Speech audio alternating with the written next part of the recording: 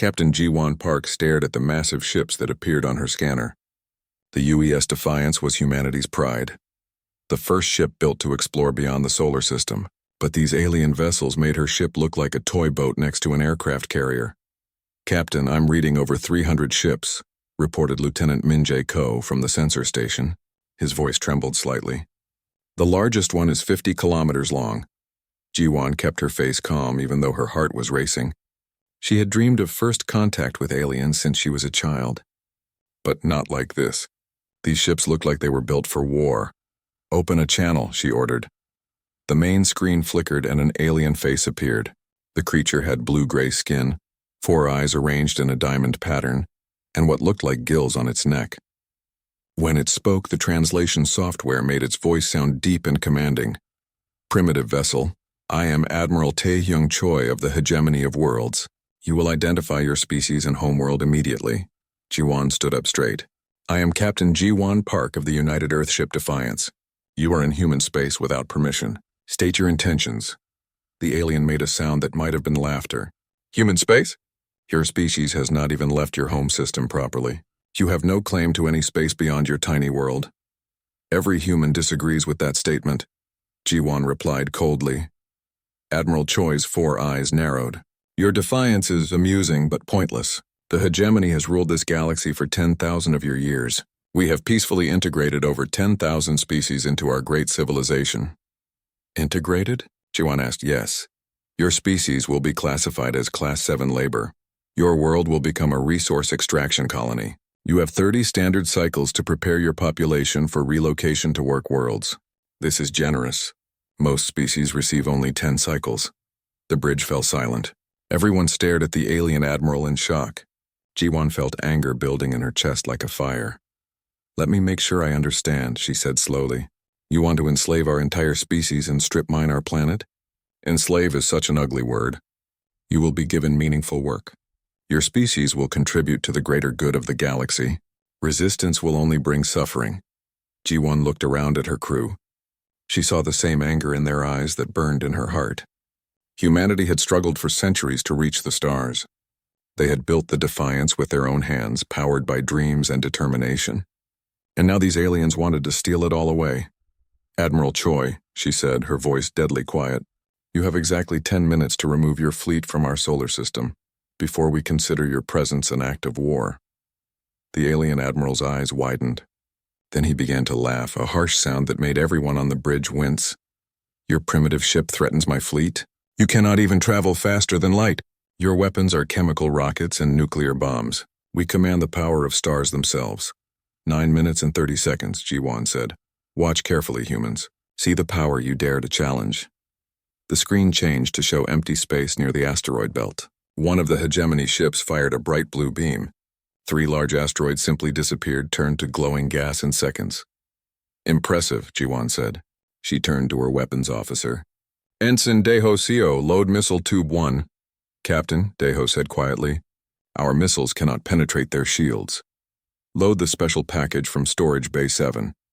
Daeho's eyes went wide. Every human in the fleet knew about the special packages, though most had never seen one used. "Yes, Captain." Admiral Choi was still talking. "As you can see, resistance is impossible. Your missiles will barely scratch our shields. Our technology is thousands of years ahead of yours." "Fire," Ji-won ordered. A single missile launched from the Defiance. On the screen, it looked like a tiny spark flying toward the massive alien flagship. The hegemony ships did not even bother to shoot it down. The missile struck the flagship's shields and seemed to bounce off harmlessly. Admiral Choi smiled with what humans would recognize as smug satisfaction. Then the missile simply passed through the shields as if they were not there. Admiral Choi's smile vanished. "Impossible. Nothing can penetrate our barrier technology." The missile reached the flagship's hull and disappeared inside the ship. For a moment, nothing happened. Then the massive vessel's lights began to flicker. "All ships, emergency evacuation of the flagship," Admiral Choi shouted to his fleet. "The humans have somehow breached our fusion core." The flagship began to break apart from the inside. Explosions rippled along its length as secondary systems failed. The mighty vessel that had seemed invincible moments before was now a dying giant, venting atmosphere and debris into space. "How? Admiral Choi demanded, his image flickering as his ship's systems failed. Your technology should not be capable of this. That was a warning shot, Ji-won said calmly. The next one will not miss your command center. You now have 3 minutes to leave our space. The bridge crew watched in amazement as the alien fleet began to retreat. Ships that had seemed ready to conquer Earth were now fleeing as fast as they could travel. Admiral Choi's image was breaking up, but his voice came through clearly. This is not over, human. The full might of the hegemony will return. Your world will burn for this insult. We'll be waiting, Ji-won replied. The screen went dark as the alien flagship finally died. The remaining hegemony ships jumped to faster than light speed, disappearing into the black of space. Lieutenant Min-jae turned from his station. Captain, I'm reading debris from the flagship. It looks like our missile completely destroyed their main reactor. Good, Ji-won said. She pressed a button on her chair. All hands, this is the captain. We have successfully repelled an alien invasion fleet. Earth Command has been notified. We are returning home immediately. As the Defiance turned toward Earth, Ji-won allowed herself a small smile. The aliens thought humans were primitive and weak. They would learn better soon enough. She opened a private channel to Earth Command. Admiral, this is Captain Park. The package worked perfectly. They have no idea what hit them, but they'll be back with everything they have. The reply came quickly. Understood, Captain. Phase 2 is already beginning. They want a war? Let's give them one they'll never forget. Ji-won looked out at the stars. Somewhere out there, the hegemony was planning their return. They would bring thousands of ships, maybe tens of thousands. They thought they knew what humans were capable of. They were about to discover just how wrong they were. President Min-ho Kim stood before the emergency session of the Global Defense Council. The room was deep underground beneath Seoul, protected by layers of concrete, steel, and technology the public had never heard of. Every world leader was present, either in person or by secure hologram. The masquerade is over, President Kim announced. The aliens know we exist and they're coming back with everything they have. Dr. Yoon-ji Lee stepped forward, her tablet glowing with classified data. She had spent 20 years keeping humanity's greatest secret, and now it was time to reveal the truth. Ladies and gentlemen, for the past 40 years, humanity has possessed faster-than-light travel, antimatter weapons, and dimensional manipulation technology. The struggling space program you see on the news is a carefully constructed lie. The room erupted in shocked murmurs. Even some council members had not known the full extent of the deception. Prime Minister Sarah Chen of the European Federation raised her hand. Dr. Lee, are you saying we've been lying to our own people about our capabilities? Not lying, Dr. Lee replied. Protecting them. If hostile aliens existed, we needed them to underestimate us. Today proved that strategy was correct. Fleet Admiral Hyun-woo Nam activated the room's main display. A holographic map of the solar system appeared, showing what looked like a handful of patrol ships scattered around Earth. This is what the aliens see, Admiral Nam explained. 23 ships, mostly converted mining vessels with basic weapons. It looks like a desperate defense fleet thrown together by a primitive species. The display changed, revealing the truth. Hundreds of ships became visible, hidden in dimensional pockets throughout the solar system. Massive weapons platforms materialized around Jupiter. The moon itself was revealed to be honeycombed with military installations. This is reality, Admiral Nam continued. We have 800 combat ships, 50 dimensional anchors, and enough firepower to sterilize a planet. The aliens think they're attacking a defenseless world. They're actually walking into the most sophisticated trap in galactic history. President Kim gestured to another officer. Captain So-min Yoon has been gathering intelligence on our enemies. Captain? So-min stepped forward, still wearing her stealth suit from the reconnaissance mission. Her ship, the Shadow's Edge, had spent 3 weeks following hegemony fleets without being detected. The aliens call themselves the Hegemony of Worlds, she reported. They control over 8,000 star systems and have enslaved countless species. Their military doctrine is simple: overwhelming numerical superiority backed by energy shields and plasma weapons. She activated her own display, showing recordings of alien ships and bases. They're assembling the largest invasion fleet in their history. Over 50,000 ships under the command of War Marshal Gavrok, their greatest military strategist. Intelligence suggests they plan to arrive in 6 weeks. Council members looked worried despite the revelation of humanity's hidden strength. 50,000 ships was still an enormous number. Dr. Lee smiled. Which brings us to humanity's greatest advantage: dimensional warfare. She pressed a control, and a small device materialized in the center of the room, floating in mid-air. It looked like a metallic sphere covered in complex geometric patterns. This is a dimensional anchor, she explained. It can create localized pockets of space-time where the laws of physics operate differently. In simple terms, we can pull enemy fleets into pocket dimensions where our weapons work and theirs don't. Admiral Nam nodded. We've created 47 separate combat dimensions throughout the solar system. Each one is engineered to be a killing field. The alien shields will be useless. Their numerical advantage will mean nothing when they're split up and confused. But surely they'll detect these anchors, asked General Robert Hayes of the American Union. That's the beauty of it, Dr. Lee replied. Dimensional anchors exist in quantum superposition until activated. They're literally invisible until we choose to use them. The aliens could scan our entire solar system with their most advanced sensors and never know they're there. Captain Sumin brought up another display. The hegemony is also facing internal problems. Several species are growing restless under their rule. If we can demonstrate that the hegemony can be defeated, we might trigger galaxy-wide rebellions. President Kim stood up. Our strategy is threefold. First, we let them come. We want them confident and careless. Second, we destroy their invasion fleet so completely that no one can deny what happened. Third, we take the fight to them before they can recover.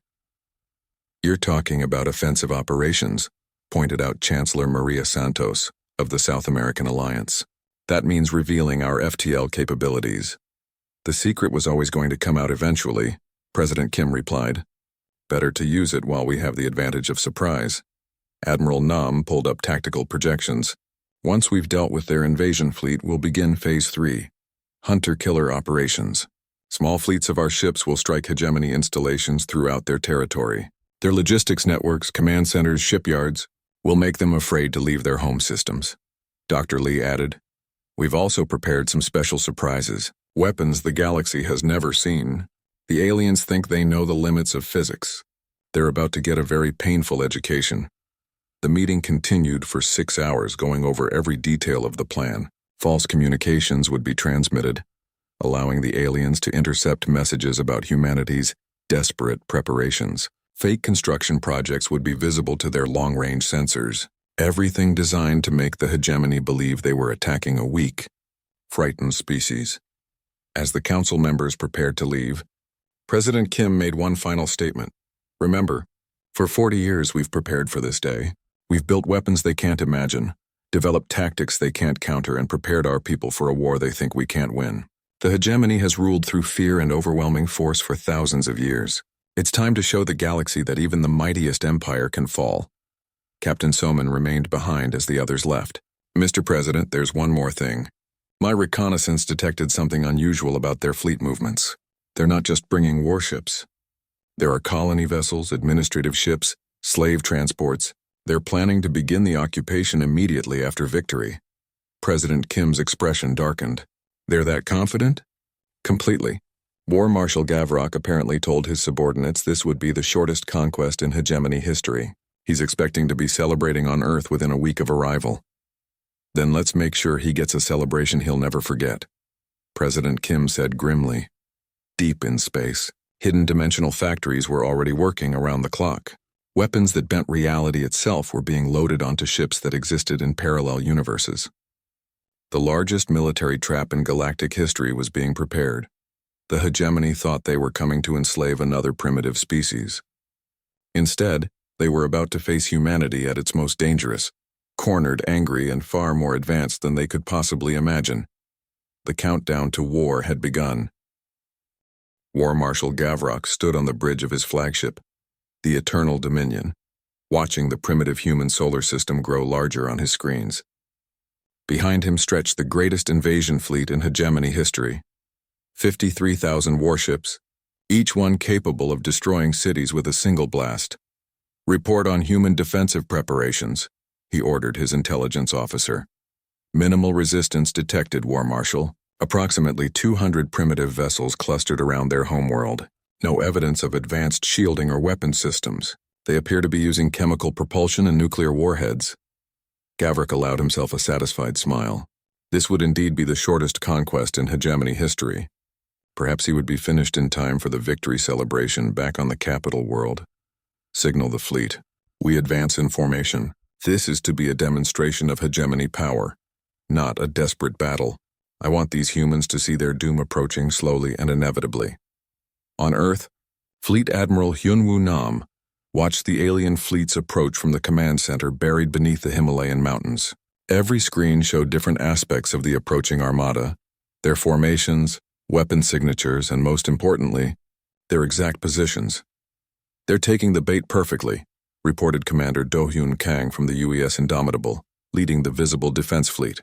"Maintaining our retreat pattern toward the inner system. The aliens are following exactly as predicted." Admiral Nam smiled grimly. "Remember, everyone, we need to sell this performance. Look desperate, confused, outgunned. Let them think they're winning right up until the moment we spring the trap." In space, the human ships continued their apparent retreat. Commander Kang's fleet fired sporadic shots at the advancing aliens, their missiles exploding harmlessly against hegemony shields. To any observer, it looked like humanity's last desperate stand was falling apart. War Marshal Gavrok was pleased with the humans' predictable behavior. Their morale is already broken. They fire a few shots for honor's sake, then flee like scared animals. Signal Battle Group 7 to begin herding them toward their homeworld.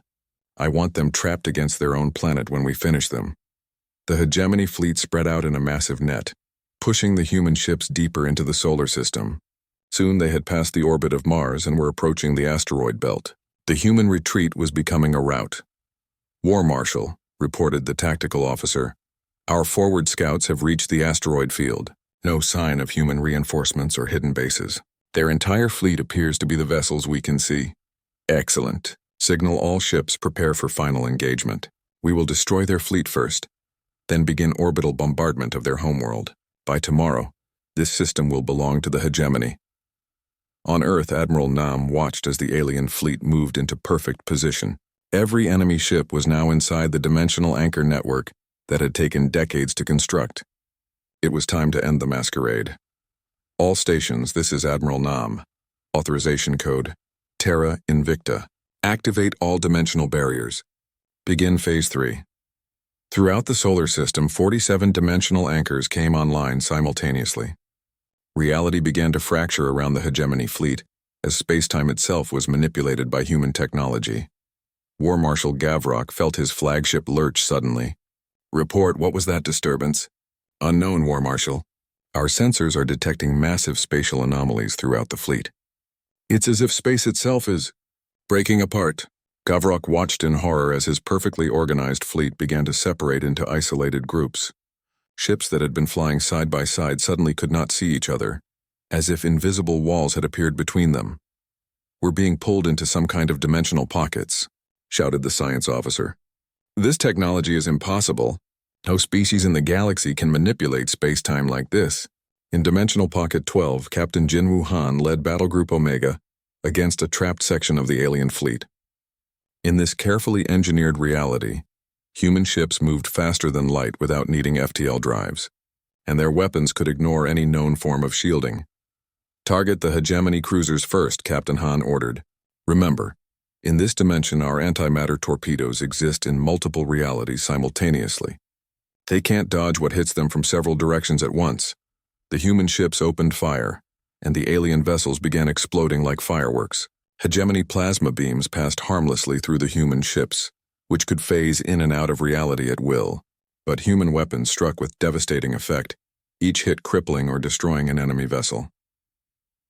In Dimensional Pocket 23, Captain Yuna Seo was demonstrating an even more advanced tactic.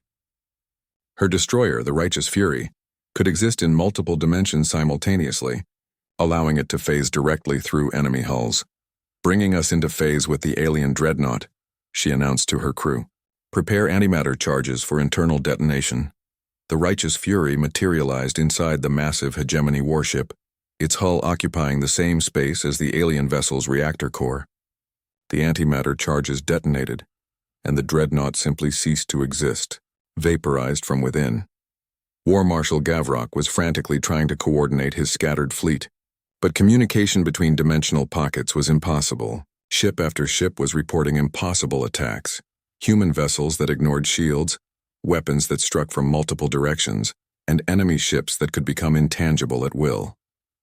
"This is madness," he screamed. "No species in the galaxy possesses such technology. How can these primitives manipulate the fundamental forces of reality?" His question was answered when a human ship materialized directly on his bridge. A woman in a military uniform stepped out, her weapon pointed at his head. "War Marshal Gavrok," said Captain Sujin Park, "you are under arrest for attempted genocide and crimes against sentient species. Your fleet is completely destroyed. You have exactly one choice: surrender unconditionally, or join your ships in oblivion."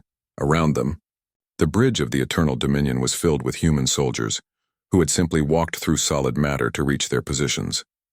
Gavrok's crew found their weapons would not fire, their shields would not activate, and their emergency systems would not respond. "Impossible," Gavrok whispered. "We are the hegemony. We have ruled the galaxy for 10,000 years. We cannot be defeated by a species that has not even left its home system." Captain Park smiled coldly. "You made two critical errors, War Marshal. First, you assumed we hadn't left our home system. We've been exploring the galaxy for 40 years, watching you, learning about you, preparing for this day. Second, you assumed that physical laws were the same everywhere. In human space, reality obeys human rules. Throughout the dimensional pockets, the battle was ending. Of the 53,000 ships that had entered the solar system, fewer than 300 survived. The greatest military force in galactic history had been completely annihilated in less than 2 hours. Admiral Nam's voice echoed across all dimensions simultaneously. "This is Fleet Admiral Nam of the Terran Defense Force. The Hegemony invasion fleet has been destroyed.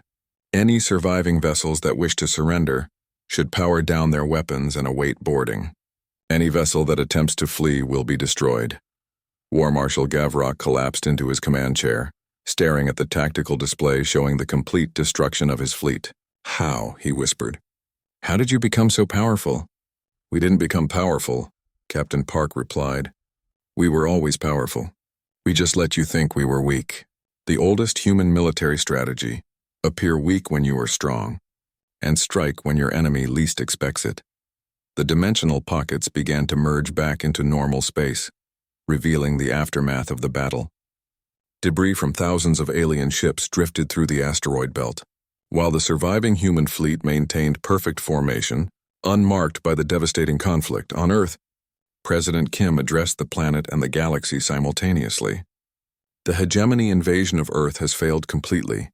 Any further acts of aggression against humanity or human space will result in immediate retaliation. The age of hegemony dominance is over."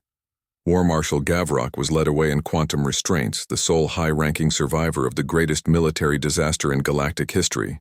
As he was escorted to a holding cell, he could hear human officers already planning their next moves. "Phase 4 begins immediately," Admiral Nam was saying. "I want our deep strike fleets ready to launch within 6 hours. It's time to take this war to the hegemony's home territory." The Battle of Sol was over.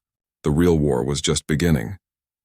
High Counselor Thex Moran stared at the emergency, reports flooding into the Hegemony Council chambers on the capital world of Hegemon Prime. The massive holographic display showed nothing but red warning, indicators where War Marshal Gavrok's invasion fleet should have been.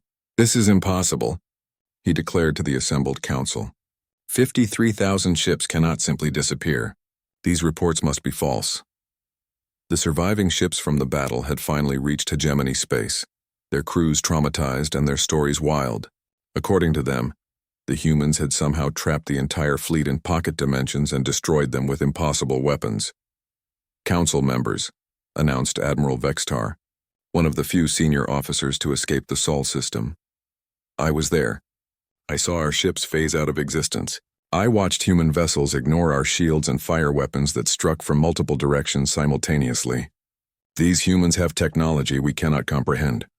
Counselor Thex Moran slammed his fist on the council table. "Lies, cowardice! No primitive species can defeat the full might of the hegemony. Guards, arrest this fool for fabricating tales to excuse his incompetence." As Admiral Vextar was dragged away to be executed, another alarm began sounding throughout the capital. The defense coordinator's voice echoed through the chambers. "Emergency alert. Unknown vessels have appeared in the Xerion system. The primary shipyard is under attack. On the main display, grainy footage from Xerion Prime showed human ships materializing out of nowhere, striking the massive orbital construction facility with devastating precision, then vanishing again before the defense fleet could respond. Captain Jiho Park commanded the strike force from the bridge of the UES Vengeance, watching as his dimensional jump drives recharged for the next attack. The youngest brother of Captain Jiwon Park, he had volunteered to lead humanity's deep strike operations into hegemony territory. All ships report successful strikes on primary targets, announced his tactical officer. The shipyard's main construction bays are destroyed. They won't be building any new dreadnoughts for a very long time. Excellent, Captain Park replied. Signal the fleet. Jump to coordinates Tango 7. We have 6 more targets to hit before they can organize a response. Throughout hegemony space, similar scenes were playing out. Admiral Heun-jung coordinated the assault from her command ship, Terra's Wrath, directing dozens of strike teams against critical infrastructure. The hegemony's vast territory, once a source of strength, was now a weakness. They had too many targets to defend them all. This is Admiral Jung to all strike teams, she transmitted via quantum communication. Phase 4 is proceeding perfectly. The enemy cannot predict where we'll strike next because we can hit any target in their territory within hours. Keep them confused, keep them afraid. Captain Kyungmin Lim led perhaps the most audacious raid of all. His task force appeared directly above the heavily defended world of Nexus Station, the hegemony's primary military command center. Instead of attacking the planet directly, they targeted the orbital platforms that controlled communications throughout the Empire. Remember, Captain Lim told his pilots, we're not here to destroy everything. We're here to cut their ability to coordinate responses. Hit the communication arrays, the command satellites, and the FTL relay stations. Leave the defensive platforms alone. Let them waste ammunition shooting at shadows. The human ships dance through the orbital defenses like ghosts, phasing in and out of normal space to avoid incoming fire. Within minutes, Nexus Station was cut off from the rest of the hegemony, its commanders unable to coordinate the defense of their territory. Back on Hegemon Prime, panic was spreading through the council chambers. Reports were coming in from across the Empire. Critical facilities destroyed, command centers isolated, supply lines severed. The hegemony's military machine was being systematically dismantled by an enemy they couldn't catch or predict. How are they doing this? Demanded Counselor Zarketh. How can they appear anywhere in our territory without warning? The chief science advisor, Dr. Morgallon, consulted his instruments frantically. They appear to be using some form of dimensional teleportation. Our sensors cannot detect them until they choose to appear, and by then it's too late to mount an effective defense. Counselor Thex Moran was becoming increasingly desperate. Deploy the core fleets. Mass our remaining forces around the most critical systems. We still have over 200,000 ships across the Empire. That's exactly what they want us to do, warned General Kexamiran. If we concentrate our forces, they'll simply avoid our defended systems and attack the undefended ones. Their mobility gives them an insurmountable tactical advantage. The truth of this became apparent over the following weeks. Every time the hegemony concentrated forces to defend a system, the humans simply struck elsewhere. Captain Siano Kim led a particularly devastating raid on the hegemony's primary fuel refineries, crippling their ability to maintain their scattered fleets. The psychological impact is almost as important as the physical damage, reported Dr. Minji Cho, the Terran Defense Forces specialist in alien psychology. Hegemony species have never experienced fear of attack in their home systems. For 10,000 years, they've felt completely safe. Now they're discovering what it feels like to be hunted. The effects were becoming visible throughout hegemony space. Civilian populations were panicking. Trade routes were shutting down as merchant vessels refused to travel without massive military escorts. Several client species were beginning to question whether the hegemony could protect them anymore. On the frontier world of Calax 4, the local hegemony garrison found itself facing an armed rebellion when the human ship Liberator appeared in orbit and began broadcasting messages of support to the oppressed population. People of Calax 4, announced Captain Da-Hyun Lee, the hegemony that has enslaved you for centuries is falling. Earth offers friendship and alliance to all free species. The choice is yours. Within hours, the garrison was under siege by their former subjects. Similar rebellions were breaking out across the Empire as news of the hegemony's defeat spread. Counselor Thexmoran made one final desperate decision. Activate the Supreme Fleet Protocol. Recall every ship, every weapon, every soldier to the core systems. We will make our final stand at the heart of the Empire. Admiral Vorthak, the hegemony's greatest remaining military commander, received the order with grim determination. Summon all forces to the hegemon system. If we cannot defend our territory, we will at least defend our homeworld. Perhaps the humans will finally face us in open battle, instead of these cowardly hit-and-run attacks. Captain Jiho Park intercepted the hegemony communications and smiled. Admiral Young, they're doing exactly what we hoped. They're pulling back to defend their core worlds. Perfect, Admiral Jung replied. Now we can begin Phase 5. It's time to end this war once and for all. The message was transmitted back to Earth, where President Kim was meeting with the Global Defense Council. The trap was set, the enemy was gathering their forces for a final battle, and humanity was ready to deliver the decisive blow. Phase 5 is authorized, President Kim announced. Signal all fleets to converge on the hegemon system. It's time to show the galaxy that the age of empires is over.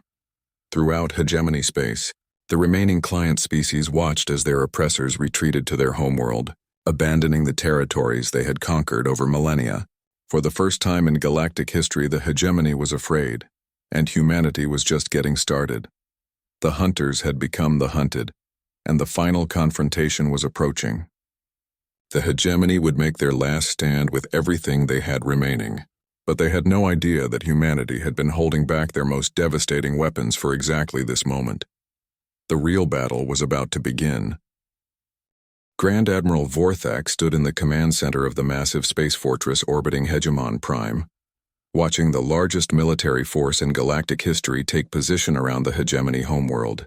Nearly 1 million ships filled the space around the capital system, representing the combined military might of 8,000 conquered worlds.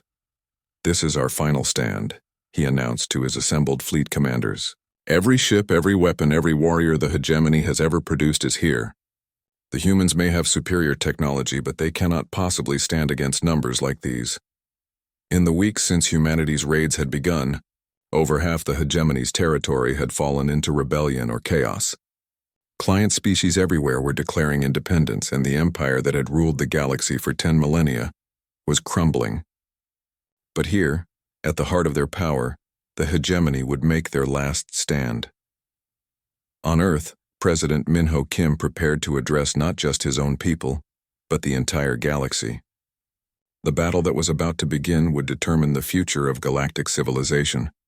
Behind him, the screen showed the massing hegemony fleet, nearly 1 million ships strong.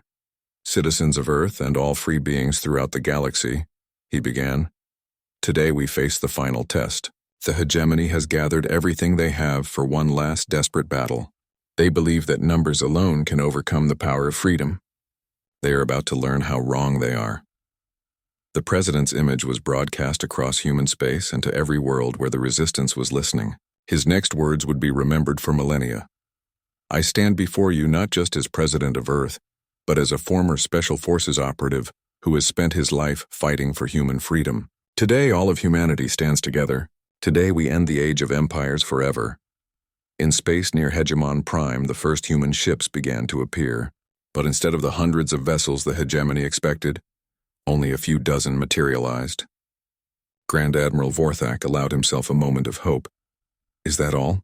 He asked his tactical officer. Fewer than 50 ships against our million? Even with their advanced technology, this seems impossible. Grand Admiral, replied the sensor operator, we're detecting massive energy readings from the human vessels. Power levels unlike anything we've seen before. Captain Sehun O commanded the Dimensional Warfare Division from the bridge of the UES Reality's Edge. His ship existed in 17 different dimensions simultaneously, making it effectively immortal. As the lead vessel of humanity's most advanced fleet, it carried weapons that could rewrite the laws of physics. All ships, this is Captain O, he transmitted. Begin Dimensional Cascade Protocol. Let's show them what happens when you threaten humanity's children. The space around the hegemony fleet began to ripple and distort. Reality itself seemed to be breaking down as the human ships activated their dimensional weapons. Sections of the alien fleet found themselves pulled into combat dimensions, where human advantages were absolute. Commander Nari Bay piloted the experimental warship Quantum Dawn, a vessel that could attack from multiple timelines simultaneously. As she engaged the enemy, her ship appeared to multiply, creating dozens of versions of itself that struck from every direction at once. "Target the hegemony command ships," she ordered her crew. "Every timeline, every dimension, every possible angle of attack. They wanted to see our full power. Let's give them a demonstration they'll never forget." The battle became a nightmare for the hegemony forces. Ships that had seemed untouchable moments before were being destroyed by weapons that seemed to ignore every law of physics. Human vessels phased through matter, struck from impossible angles, and survived direct hits that should have vaporized them. Grand Admiral Vorthak watched in horror as his carefully planned formations dissolved into chaos. "How many ships do they actually have? Our sensors are showing hundreds of human vessels, but they appeared with only 50. "Sir," reported the science officer, his voice shaking, "I believe they're using temporal multiplication. Each ship exists in multiple timelines simultaneously. We're not fighting 50 ships. We're fighting 50 ships times every possible version of reality."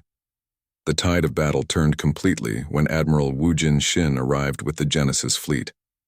His flagship, the UES Prometheus, carried humanity's most devastating weapon, a device that could create localized Big Bangs, literally erasing sections of space-time from existence. "This is Admiral Shin to all human forces," he announced, initiating Genesis protocol. "All ships clear the target zone immediately." A sphere of absolute nothingness appeared in the center of the hegemony fleet.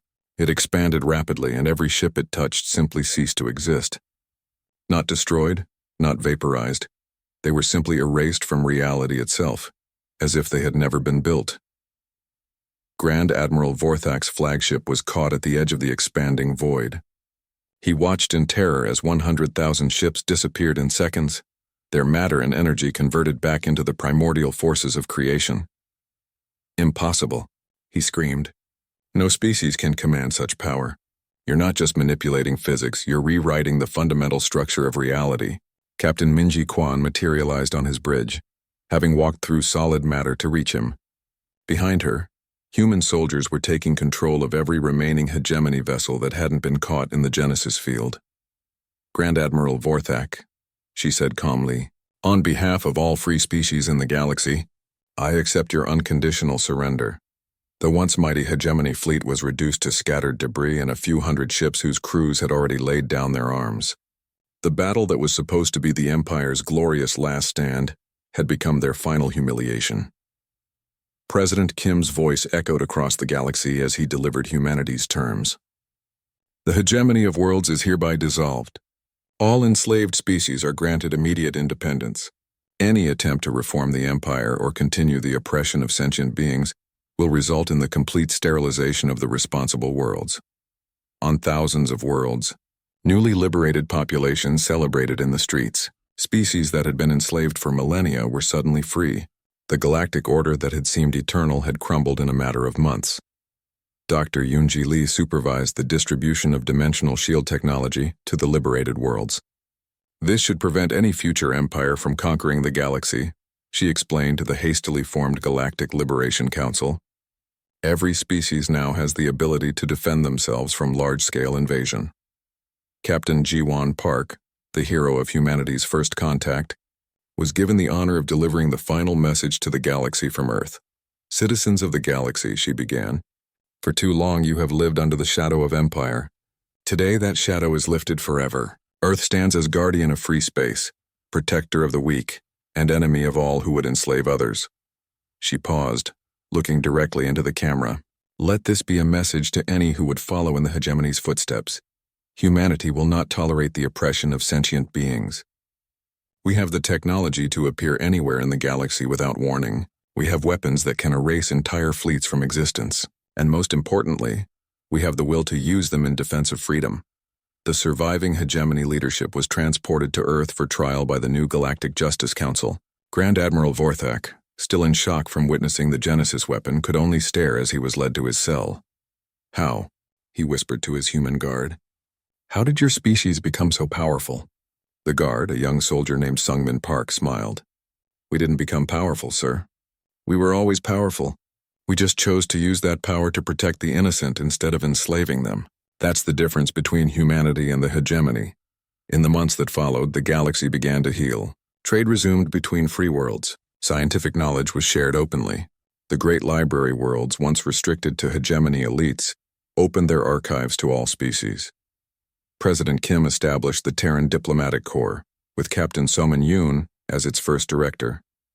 Her mission was simple: help the newly free worlds establish governments and ensure that no new empire could ever rise to threaten galactic freedom. The human fleet remained on patrol throughout the galaxy, their ships visible reminders that the age of conquest was over. When the Zephyrian Consortium attempted to invade the weaker mollusk system 6 months later, a single human destroyer appeared and politely asked them to reconsider. The Zephyrians immediately withdrew and issued formal apologies. On Earth, children learned about the war that had freed the galaxy. They were taught that with great power came great responsibility, and that humanity's strength existed to protect the weak, not to dominate them. The final entry in the official history of the Hegemony War was written by Dr. Yoonji Lee. Humanity's victory was not achieved through superior numbers or overwhelming firepower, though we possessed both. It was achieved through the simple understanding that freedom is worth fighting for, and that those who would enslave others will always face the combined might of those who choose to remain free. The galaxy was free, and humanity stood watch to ensure it remained that way. The age of empires was over. The age of freedom had begun, and Earth's declaration still echoed across the stars. The Galactic Empire is forbidden from Terran space.